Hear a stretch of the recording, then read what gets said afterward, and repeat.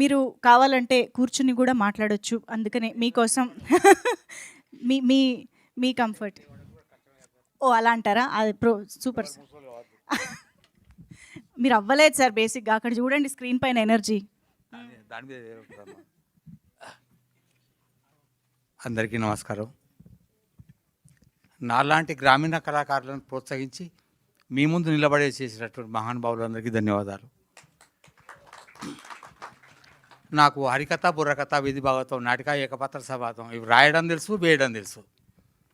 కానీ ఇవాళ నేను సినిమాలో కూడా చేస్తున్నాను. ఇది విచిత్రం ఏంటంటే జానపద కళాకారులు అనేటటువంటి మా గ్రామాల్లో ఉన్నటువంటి వాళ్ళు మేము శివ సినిమా చూడడానికి బండ్లు కట్టుకొని వచ్చినాం. సినిమా చూసి ఆ ఆఖరికి మిగిలిన మిరపకాయ బజ్జీలు అమ్ముతుంటే అవి తినుకుంటూ పోయినాం. అది ఇప్పటికి కూడా గుర్తు. ఇవాళ నాగార్జున గారికి ఎదురుగా నిలబడి మాట్లాడుతున్న అదృష్టం. నాలాంటి గ్రామీణ కళాకారులను ఇలా ఇక్కడి నిలబెట్టగలిగేటటువంటి మంచి పని చేసినటువంటి మహానుభావులందరికీ ధన్యవాదాలు. మేము సినిమాలు చూసి సినిమాలో ఇట్లా ఇట్లా చేశాడు నాగేశ్వరరావు గారు, ఎన్టీ రావు గారు ఇట్లా వాడిండు అని మర్చెట్టు కాడ పాడుకునేటోళ్ళం. ఇప్పుడు మమ్మల్ని మేమే సినిమాలు చూస్తున్నాం. ఇది నాకు 3వ సినిమా హీరోగా. ఇక మొత్తం సినిమాలు అయితే 79. మొదటి సినిమా ముత్తయ్య. దానికి ప్రపంచంలో 14 అవార్డులు ఏమో వచ్చినాయట. వాళ్ళు చెప్తుంటే విన్నాను, నాకు తెలియదు. తర్వాత బాపు సినిమా వచ్చింది. అది చాలా రోజులు ఆడినట్టుగా ఇవాళ నాకు చెప్పలేదు, కానీ దానికి అవార్డులు వచ్చినాయి. కానీ గమ్మత్ ఏంటంటే నేను నటించిన సినిమాలకు అవార్డులు రాకుండా ఏది పోలే. అయితే అవార్డులు రావడం కాదు, నన్ను నమ్మి, ఈ శరీరాన్ని నమ్మి, ఈ మోకాన్ని నమ్మి ఈయన హీరోగా పనికొస్తారని ఆలోచించి నా కోసం పెట్టుబడి పెట్టిన మహానుభావులు ఎవరైతే ఉన్నారో వాళ్ళందరికీ నమస్కారాలు. నాగార్జున గారికి నమస్కారం. నా శివ హీరో నా ఎదురుగా కూర్చున్నాడు. ఎందుకంటే మహానుభావుడు నాగేశ్వరరావు గారు, వారు ఎక్కడున్నా కూడా వారి ఆశీర్వాదం మాకు ఉంటుంది. ఎందుకంటే పచ్చగడ్డి కోసేటి పడుచు పిల్ల దగ్గర నుంచి ఆయన వేసిన ఒక స్టెప్ వేయాలని నానాయాతన పడ్డా. నాకు నేర్పినటువంటి ఆవునూరు సమ్మయ్య అనేటటువంటి ఒక పెద్దవాడు, ఆయన డాన్స్ బాగా చేసేవాడు. నాకు నీలాగా చేయాలన్నది అన్నాడు. ఆయన కోసం ఒక నాటిక రాసి అది ప్రదర్శింపజేసిన. ఆయనకు ఉత్తమ నటుడు అవార్డు వచ్చింది దాంట్లో. ఆవునూరు సమ్మయ్య వాళ్ళ చెల్లె చక్కగా పాటలు పాడేది, జానపద గేయాలు పాడేది. వారు ఎక్కడున్నారో ఎట్లా ఉన్నారో మంచిగానే ఉండి ఉంటారు. పాపం ఆవునూరు సమ్మయ్య లేకుండా పోయిండు. నేను 113 మంది మా క్లాస్మేట్లం. అందులో 13 మంది పోవడానికి సాక్ష్యం నేనే. పైన కాడ చూసిన. ఈ మిగతా 100 మంది ఎక్కడున్నారో తెలియదు నాకు. నేను 3 సార్లు 10th ఫెయిల్. కానీ నా దగ్గర చదివిన వాళ్ళు 40 సంవత్సరాల్లో ఒక్కరు 10th ఫెయిల్ కాలే. నేను ఇంగ్లీషులో లెక్కల్లో ఫెయిల్.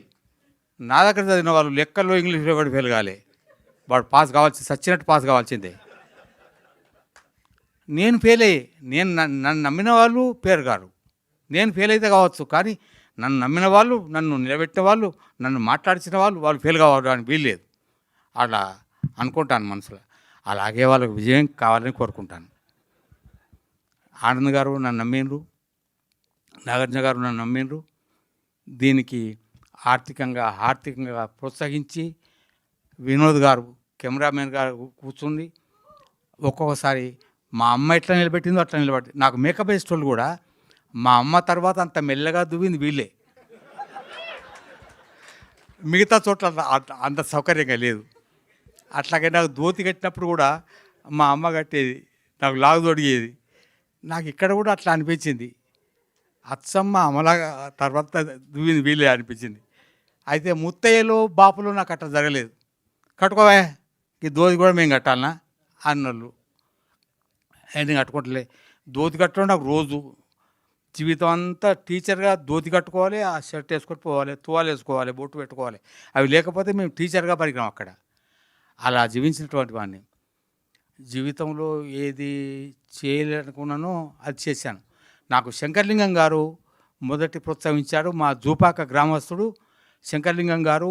వారు నాటకం ఆశాజీవి నాటకం వేశాడు. ఆయన సినిమా యాక్టర్ కావాలని కష్టపడి వచ్చాడు. హైదరాబాద్కి వచ్చి చాలా ఇబ్బంది పడి వెనక్కి వచ్చాడు. కానీ వారు నన్ను ప్రోత్సహించినటువంటి వాళ్ళు వారొకరు అరుట్ల రంగాచార్యులు గారని మా మాస్టారు. వారు నాకు కవితలు రాయడం, నాటకాలు వేయడం నేర్పించారు. మా సార్లందరూ కలిసి నాటకాలు వేశారు. గమ్మత్ ఏంటంటే ఒకసారి మా రామరత్న సార్ అని నెహ్రూ గారు తన 18వ ఏట తన 5 బాలబాలికలతో కలిసి ఆడుకునేవాడు. అందువలనే ఆయన ప్రధానమంత్రి అయ్యాను అన్నాడు. సార్ 18వ ఏట నెహ్రూ గారు తన 7 బాలబాలికలతో ఆడుకున్నాడా? మాతో ఆడుకోరు సార్, మేము కూడా ప్రధానమంత్రి ఆడుతాం అన్నాం. అంటే ఆయన తిట్టకుండా తిట్టిండు. దుర్మార్గుడా, దూర్తుడా, నేను నెహ్రూ గారి చేత నువ్వు గట్లా అంటావరా అంటే, సార్ 18వ ఏట తన 7 బాలబాలికలతో ఆడుకునేవాడు ప్రధానమంత్రి కాకపోతే ఏమవుతాడు సార్? తిట్టండి సార్, మీరు ఎన్న తిట్టండి. ఆఖరికి ఆయన తెలుగు పరీక్ష జరుగుతుంటే నకల్ చీట్ అందించడానికి వచ్చి ఇది ఒక్క పద్యం రాయరా పాస్ అవుతావు అన్నాడు. సార్ నేను 2 సార్లు ఫెయిల్ అయినా, ఇది 3వసారి. నేను ఫెయిల్ అయినా మంచిగా నకలు కొట్ట సార్ అని కొట్టలే, పాస్ అయినా. మొదటి 3 సార్లు ఫెయిల్ అయినా, 4వసారి పాస్. కనుక నకలు కొడితే బాగుపడలే, కానీ ఇక్కడ మాత్రం నటుడిగా నకలు కొడితే సక్సెస్ అవుతాం.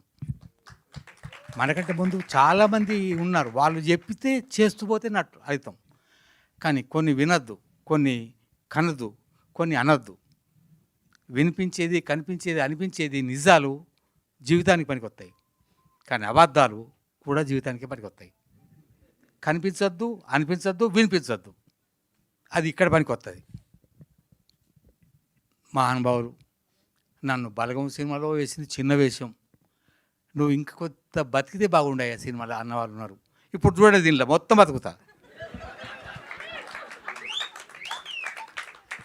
బలగం సినిమాలో ఒక్క డైలాగుకే గంత చేసినావు, మొత్తం సవంత చూపెట్టావు.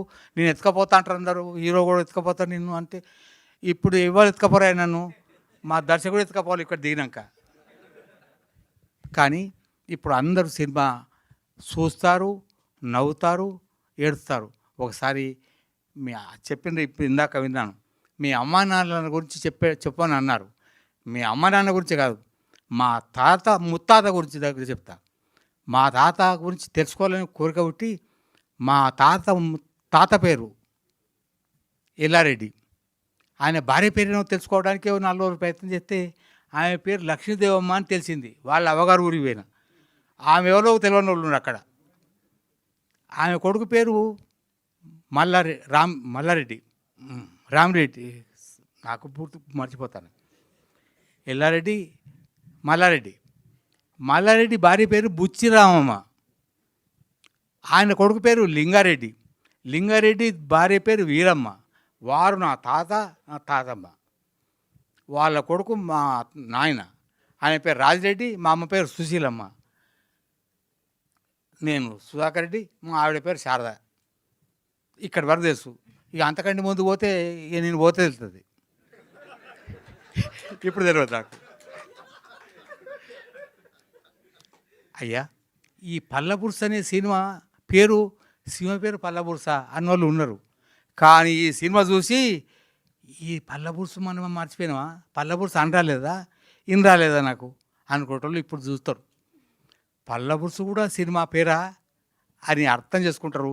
ఈ పల్లబుర్సు కనిపించేది చిన్నగానే ఉన్నది, అనిపించేది, వినిపించేది, అనిపించేది ఇంకా వేరే చాలా ఉన్నాయి. అది ఇప్పుడు నేను చెప్పలేను, మీకు తెలుసు. కనుక హీరో శివ గారు, మా నాగార్జున గారు, వారే ఇక్కడ ఉండి నాతో మాట్లాడిస్తున్నారు. వారు నన్ను హీరోగా నిలబెట్టిండ్రు, కనిపించేలాగా, అనిపించేలాగా, వినిపించేలాగా చేసిండ్రు. మా అమ్మాయి నాతో కష్టపడి తీసుకొస్తుంది ఇక్కడికి. అమ్మ దిగుదాం, మాట్లాడదాం. అయ్యా, నాకు దర్శకత్వం అక్కడ కూడా వస్తుంది. కనుక పెద్దలందరూ కూడా మన్నించాలి. నేను మాట్లాడాలన్నది చాలా 40 సంవత్సరాలు డిమాస్టర్గా పనిచేసిన కదా, మైకు పట్టుకుంటా వదలకుండా మాట్లాడిన వాడిని 40 సంవత్సరాలు చాలా కష్టపడ్డా. అది ప్రైవేట్ స్కూల్ కనుక 60 సంవత్సరాలు కాగానే దీపం అన్నారు. 2016లో రిటైర్మెంట్ అయినా. రిటైర్మెంట్ అయ్యాక నాటకాలు వేసేవాడిని, నాటకాలు రాసేవాడిని, నాటకాలు వేయించేవాడిని, డాన్సులు చేసేవాడిని, డాన్సులు చేయించేవాడిని. కానీ అక్కడి నుంచి వచ్చినాక 2016 తర్వాత నేను నాటకాలు వేయడానికి వెళ్ళలేదు. నాటకానికి సినిమాలకు అందంగా ఉండాలి, పొడుగా ఉండాలి, లావుగా ఉండాలి, స్పీడ్గా నడవాలి. ముసలుడు అయినాక ఎవరు ముసలు కాకండి, నడవలేరు. ఆ కష్టాన్ని అనిపిస్తున్నాయి, వినిపిస్తున్నాయి. కనుక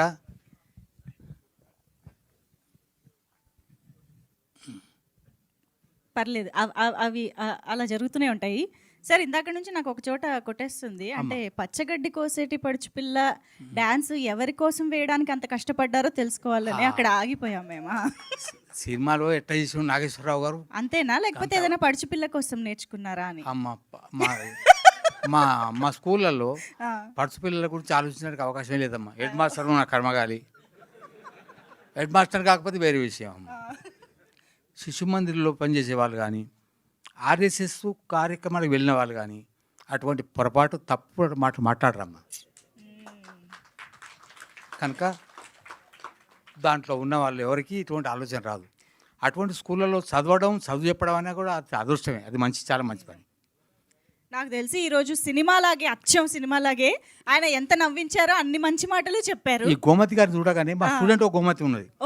ఆమె ఇవాళ సినిమాలకు సర్టిఫై చేసేటటువంటి ఆవిడ. చూస్తుంటే తప్పకుండా.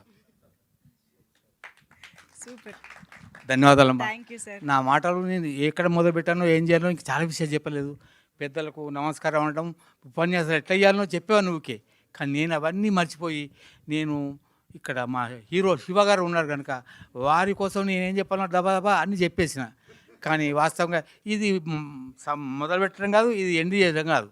కనుక నన్ను మన్సార్ నాగార్జున గారు అందరు కూడా, పెద్దలందరూ కూడా ధన్యవాదాలు. ఉంటాను, మరి అవకాశం అయితే మళ్ళీ మాట్లాడతాను. చాలా చాలా అద్భుతంగా అన్నీ మాట్లాడారు. ఏదైనా సాధించడానికి వయసుతో సంబంధం లేదని నిరూపించి మా అందరికి ఇన్స్పిరేషన్ కూడా ఇచ్చారు. So thank you sir, thank you very much.